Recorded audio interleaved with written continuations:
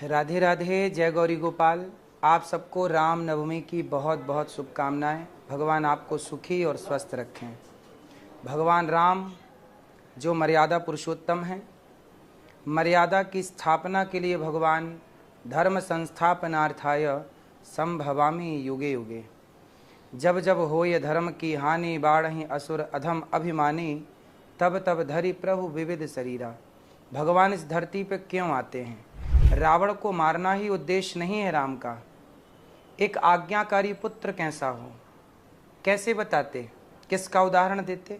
इसलिए आज्ञा माननी चाहिए अपने माँ बाप की, माँ बाप की आज्ञा का पालन और माँ बाप की सेवा करना चाहिए, ये राम सिखाते हैं। भाई कैसा हो, कौन बताता? भरत जैसा, राम जैसे भाई। यदि राम और भरत और लक्ष्मण जी, यदि ये भाई का तालमेल राम जी ना बिठाते तो आज दुनिया किस भाई का उदाहरण देती?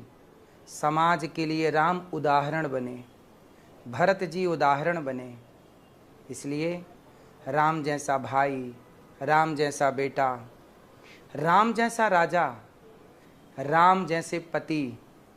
जब राम जी का यज्ञ हुआ तो उस यज्ञ में वशिष्ठ जी ने कहा कि राम आप दूसरा विवाह कर लीजिए, क्योंकि सीता नहीं है और ये यज्ञ तब सफल होगा जब आपकी पत्नी आपके साथ होगी। राम जी बोले मैं दूसरा विवाह नहीं कर सकता, कोई और उपाय निकालिए। तब सोने की सीता बना करके राम जी के बगल में बिठाया गया और राम जी का यज्ञ पूरा हुआ।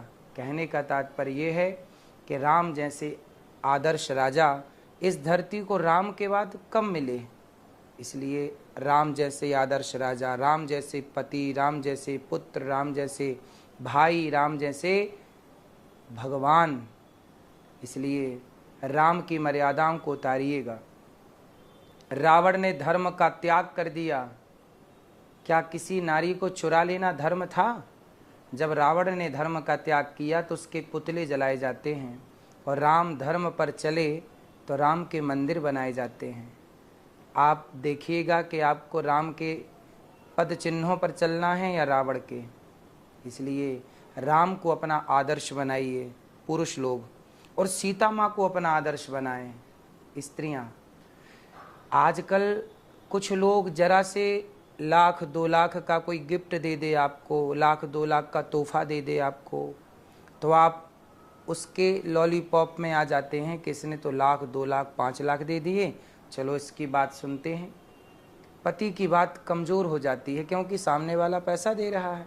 लेकिन रावण तो सोने की लंका सौंप रहा था सीता मैया को, और राम जी की पत्नी माता सीता ने सोने की लंका त्याग दी पर अपने वनवासी पति को नहीं त्यागा।